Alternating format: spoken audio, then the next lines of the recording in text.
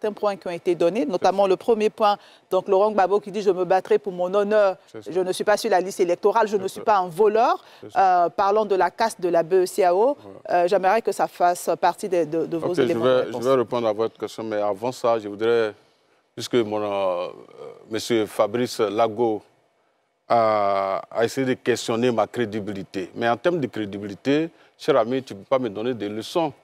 Je ne sais pas si tu auras le courage de dire aux Ivoiriens et à tes amis que tu recevais 3 000 € de la part du Premier ministre Ahmed Bakayoko. Non, madame, c'est faux. S'il vous plaît. Vous aurez votre temps de parole. Non, je suis d'accord. Mais vous aurez votre temps de parole. Vous allez réagir dans votre temps de parole. Mais s'il vous plaît, Fabrice Lago, vous le laissez terminer. Quand vous aurez votre temps, est-ce qu'on peut se mettre d'accord, s'il vous plaît? Est-ce qu'on peut se mettre d'accord sur le fait que lorsque vous aurez votre temps de parole, vous allez répondre à ce que vous considérez comme le temps de la diffamation? Ne sois pas fébrile. S'il vous plaît. Alors, donc, je répète sur ce plateau, et tu peux porter plainte comme moi si tu penses que c'est de la diffamation, mais tu recevais 3 000 € de la part du Premier ministre Ahmed Bakayoko jusqu'à sa mort.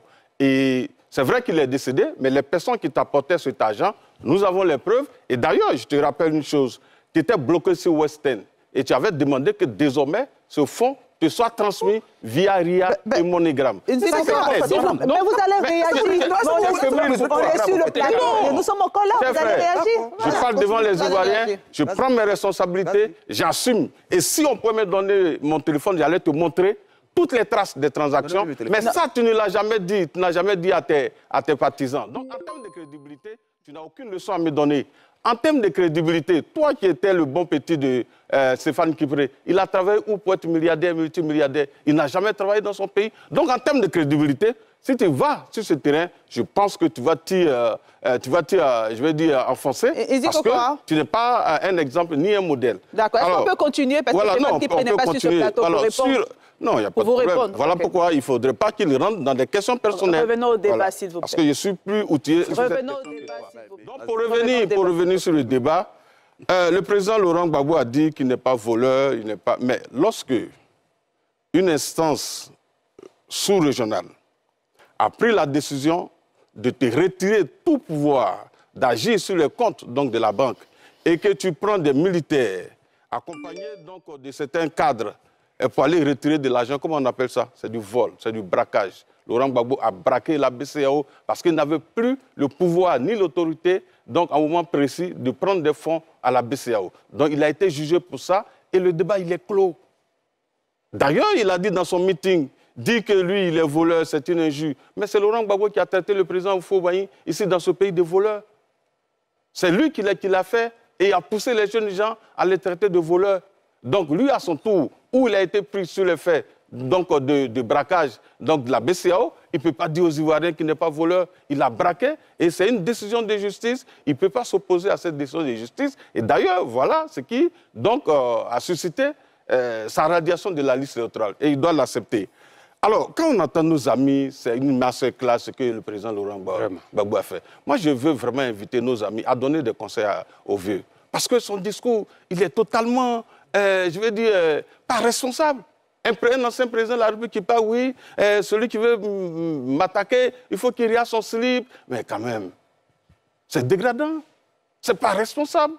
Pour un ancien chef de l'État, tu ne peux même pas parler de projet dans un meeting et vous appelez ça masterclass. C'est regrettable. Vous êtes quand même jeune.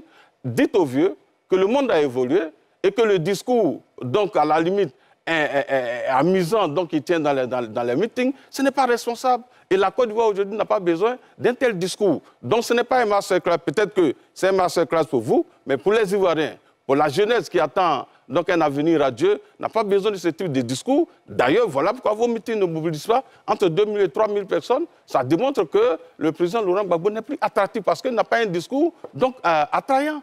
Et ça, vous le savez très bien. Alors, j'ai entendu des choses, oui, sous nous, le budget de la santé, c'était combien? 7%, tu as dit? 7%. Mais avec ce budget, combien d'infrastructures avez-vous construites avant de partir? Même pas un seul hôpital général. Dans ce budget, on va vous poser la question, qu'est-ce que vous en avez fait? Moi, j'ai travaillé au CHR de Gagnoa, mais pendant près de 5 ans, on n'a pas eu de radiologie à Gagnoa. On partait faire les radios dans les cliniques. Oh, c'est l'avis du président Laurent Gbagbo. Et donc, quand venir vous asseoir sur un plateau pour essayer de défendre le bilan du président Ouattara et le président Laurent Gbagbo, c'est ridicule. Et la dernière fois, je crois qu'Arthur l'a dit, il y a un débat que vous ne devez pas aborder, c'est le bilan. Sincèrement, tu dis que sous le président Alassane Ouattara, le budget pour la santé, il est faible, mais malgré qu'il est faible, vous avez vu toutes les infrastructures que nous avons construites. Construire un centre de cancérologie, construire un CHU à Bobo, donc qui va sortir des têtes bientôt. Toutes les infrastructures existantes au niveau de la santé ont été réhabilitées. Aujourd'hui, nous avons 21 scanners. Quand vous partez, il y avait combien de scanners en Côte d'Ivoire? 0 scanner. Quand vous partez, il y avait combien de IRM en Côte d'Ivoire? Aujourd'hui, nous en avons 14. Nous avons un centre donc, de médecine nucléaire, malgré le budget sous le président Ouattara qui serait faible au niveau de la santé. Donc nous avons fait des choses. Aujourd'hui, nous avons ouvert un institut de cardiologie à Boaké.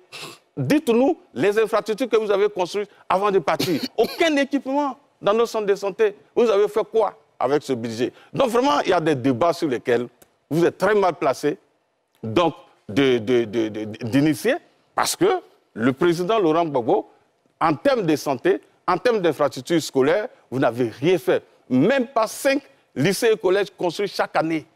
Or, aujourd'hui, c'est 40 lycées et collèges construits chaque année. Donc, c'est pour revenir sur le meeting, vraiment, le discours que nous avons entendu du président Laurent Gbagbo, qui a passé tout son temps à dire, oui, si on m'invite à la bagarre, je vais me bagarrer. Je vais lui rappeler qu'il est resté figé en 2010, où il pense que la politique se limite donc à la bagarre, mais le président Ouattara vraiment ne construit pas la